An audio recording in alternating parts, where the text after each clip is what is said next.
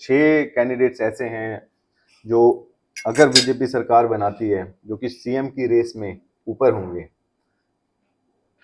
जिसमें सुनील शर्मा जी का नाम है, शक्ति परिहार जी का नाम है, देवेंद्र राणा जी का नाम है, मन्याल जी का नाम है, गंगा जी का नाम है और आपका नाम भी चल रहा है। Good morning viewers, another interview on the breakfast. I'm in Kathua today, and on board we have Rajiv Jasrotia, who is the contesting candidate for the Bharatiya Janata Party for the Jasrota Assembly seat and has also remained minister in Jammu and Kashmir. Welcome Jasrotia साहब। Thank you sir. जो हमारे पास details हैं emerge हो रही हैं through our sources, Delhi में या जम्मू में 6 कैंडिडेट्स ऐसे हैं जो अगर बीजेपी सरकार बनाती है जो कि सीएम की रेस में ऊपर होंगे, जिसमें सुनील शर्मा जी का नाम है, शक्ति परिहार जी का नाम है, देवेंद्र राणा जी का नाम है, मन्याल जी का नाम है, गंगा जी का नाम है और आपका नाम भी चल रहा है। तो सर कैसे स्टार्ट करेंगे, कैसे कहेंगे आप कि किस तरीके से आप अप्रोच ले रहे हैं, या उस हिसाब से अप्रोच ले रहे हैं, या सिर्फ इलेक्शन पे फोकस्ड हैं, पार्टी के रिजल्ट पे फोकस्ड हैं? Exactly we are focused on party result और अपने चुनाव को लेकर बहुत गंभीरता से हम चुनाव लड़ रहे हैं। और यहाँ तक कि पार्टी सरकार कैसे बनाए उसके लिए हर कार्यकर्ता काम कर रहा है। और जो माहौल है, जो वातावरण है, उस वातावरण को देख के लग रहा है कि लोगों ने मन बना लिया है। और जो पॉलिटिकल डिस्पैरिटी थी, उस डिस्पैरिटी में भी अंतर आया है। पहले क्योंकि हम पहले ही इलेक्शन लड़ने से पहले हम अपनी लड़ाई हार चुके होते थे। There was a gap of 9 seats, now it is a gap of 4 seats. तो लगता है कि जो कार्यकर्ता है और जो कंटेस्टिंग कैंडिडेट्स हैं, जो कंटेस्ट कर रहे हैं, वन पॉइंट फोकस है कि सरकार बनाई जाए और जम्मू में लोगों की ग्रीवेंसेस कम की जाए। सर आपने बड़ा इंपॉर्टेंट पॉइंट कहा, you made a point that the gap between Kashmir and Jammu has reduced to 4 seats as compared to 9 seats which was prevalent earlier.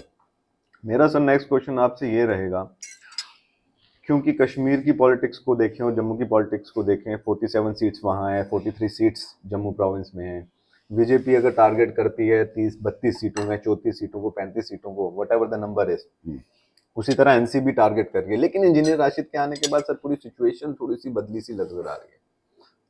I don't know what engineer Rashid से आने से क्या हुआ है क्या नहीं। कश्मीर में I am bit untouched, but जहाँ तक जम्मू सूबे का मानना है, आई फील कि लोगों ने मन बनाया है। और ये जो रिजल्ट्स 8 तारीख को रिजल्ट्स आएंगे, अपने आप में आश्चर्यजनक रिजल्ट हो गया। इंडिपेंडेंट इरा के ये सबसे इम्पोर्टेंट रिजल्ट, महत्वपूर्ण रिजल्ट और गेम चेंजिंग रिजल्ट होंगे। जो मोदी साहब ने एक संकल्प लिया है कि 2047 में विकसित भारत बनाने का और नया जम्मू कश्मीर बनाने का, उसी तरफ, उसी डायरेक्शन में जम्मू कश्मीर बढ़ रहा है। और लोग आदरणीय प्रधानमंत्री साहब की लीडरशिप को रिकग्नाइज करते हैं, उन पर ट्रस्ट करते हैं। और चाहे कश्मीर का अवाम हो, चाहे आज जम्मू का अवाम हो, people are on the same platform. हर आदमी चाहता है प्रोग्रेस हो, डेवलपमेंट हो, पीस हो, प्रॉस्पेरिटी हो। उसी मोड पे ये इलेक्शन जाता हुआ दिखता है। सर जसरोटा की बात करें, ये नई असेंबली कॉन्स्टिट्यूएंसी है जो कि डिलिमिटेशन के बाद क्रिएट हुई है। पिछली बार आप कठुआ से लड़े, इस बार आप जसरोटा से लड़ेंगे, तो कोई अप्रोच में चेंज? नहीं, approach is same. I was among people. 10 साल पहले चुनाव हुए थे 2014 में।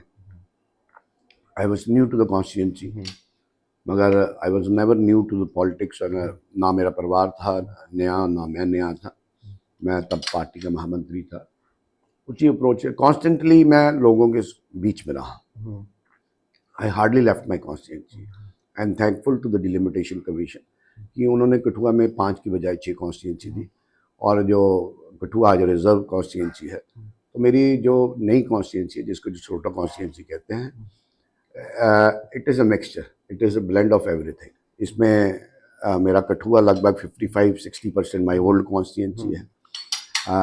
माई होम टाउन, जो जहाँ से from where I belong, 60 25-30% area वो है, डिंगाम वाला एरिया, चंदमा सेस्मा ब्लाड वाला एरिया, ये सारा एरिया जो पुरानी हीरानगर तहसील है। और कुछ उनकी कॉन्स्टिट्यूंसी बिलावर थी, कुछ एरिया बसोली का आया है। तो all together it is mix और बड़ी स्टेट लाइन में कॉन्स्टिट्यूंसी बनी है। सबसे बड़ी तकलीफ इन्हीं लोगों को होती थी। मैं आपको एक इंस्टेंस बताता हूँ। हीरानगर का वार्ड नंबर 1 म्यूनसिपैलिटी का, वो अटैच था बिलावर कॉन्स्टिट्यूंसी के साथ जी। और ठीक इसी तरह चरथा गांव है हमारा, वो पथवाल क्रॉस करके, दयालेचा क्रॉस करके वो हीरानगर के साथ है, तहसील हीरानगर है, बट वो पार्ट था बिलावर कॉन्स्टिट्यूंसी का। लोगों ने बड़ा रिलीफ महसूस किया है कि एक स्टेट लाइन में कॉन्स्टिट्यूंसी मिली है और कॉन्स्टिट्यूंसी के साथ एक नया नुमाइंदा मिलेगा। यहाँ 5 एमएलए होते थे, आज 6 एमएलए हैं, और जब 6 एमएलए होंगे विकास भी ज़्यादा होगा, रिसोर्सेज भी ज़्यादा क्रिएट होंगे, जो भी लोगों की ग्रीवेंसेस हैं उन ग्रीवेंसेस को कम करने का प्रयास किया जाए। सर, कठुआ असेंबली की अगर हम डिस्ट्रिक्ट की बात करते हैं तो politically it is very important district. पहले 5 एमएलए होते थे, अब 6 एमएलए बनेंगे। लेकिन अगर हम मिनिस्ट्रीज को भी देखते थे तो कठुआ से बोलबाला जो होता था कि नंबर ऑफ मिनिस्टर्स थे वो सिग्निफिकेंटली हायर रहते थे, अगर हम जम्मू डिस्ट्रिक्ट के बात करें as compared to the other district, उधमपुरिया, रजौरिया, कोई भी बेल्ट। पिछली बार जब आप आए, you were a young leader, आप पहली बार इलेक्शन भी लड़ रहे थे, पहली बार भी लड़ते हुए आप जीते, एमएलए बने।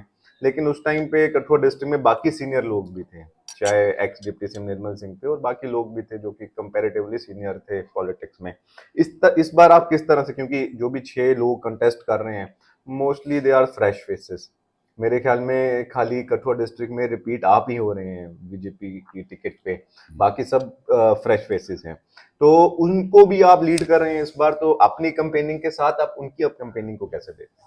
देखिए, ऐसा है कि पहले as far as Kathua district is concern, ये हमारा आइडियोलॉजिकल डिस्ट्रिक्ट है। आप प्रजा परिषद का आंदोलन देखें जी। तो उसकी जो जड़ है वो हीरानगर और यही कठुआ जिला है। लोगों ने उस टाइम जब प्रजा परिषद चली तो बेस कहाँ था, बेस सपोर्ट कहाँ था? जब पंडित प्रेमनाथ डोगरा जी ने इनिशिएटिव लिया, बड़े टॉलेस्ट लीडर थे ठाकुर बलदेव सिंह, उसी वही परिवार है हमारा। तो हीरानगर में एंड दिस कठुआ, जिसको आज हम श्यामा प्रसाद मुखर्जी चौक कहते हैं, दिस वाज द लास्ट जहाँ श्यामा प्रसाद मुखर्जी ने भाषण दिया, जब भ्रमण किया इस रियासत का, इस प्रदेश का। तो यही कठुआ का जो मुखर्जी चौक है जहाँ आज हमने स्टैचू लगाया है, ये वही धरती है। ये वो लोग हैं जिन्होंने एक लड़ाई लड़ी, आंदोलन लड़ा कि एक देश में 2 निशान, 2 विधान, 2 प्रधान नहीं चलेंगे। And as far as campaigning in adjoining constituencies concern, जो 6 की बात कर रहे हैं, 6 कॉन्स्टिट्यूंसी की, बड़े कंफर्टेबली पीपल आर फाइटिंग। लोग चुनाव लड़ रहे हैं, हमारे से ज़्यादा लोग चुनाव लड़ रहे हैं, और इतना रिस्पॉन्स है, इतना गर्मजोशी से जहाँ भी हम जाते हैं स्वागत कर रहे हैं। 2 फ्रेश फेसेस हैं, पीपल आर लविंग देम। जो भी चाहे हीरानगर हो, कठुआ हो, या ऊपर बसोली वाला इलाका हो, बसोली में तो एक्सक्लूसिवली लोग चुनाव लड़ रहे हैं। तो ये एक चेंज है कि लोगों का मन बनाया है, और कठुआ हमारा आइडियोलॉजिकल जिला रहा है, और लोगों ने फैसला कर लिया है कि भारतीय जनता पार्टी की सरकार बननी है। मेरे को लगता नहीं है कोई ऐसी समस्या, ऐसी कोई परेशानी होगी। मैं अभी आपसे बात करते हुए कठुआ की बात हुई तो most won't be knowing, but I have done my studies in Kathua till class 10th. Birthplace is also Kathua.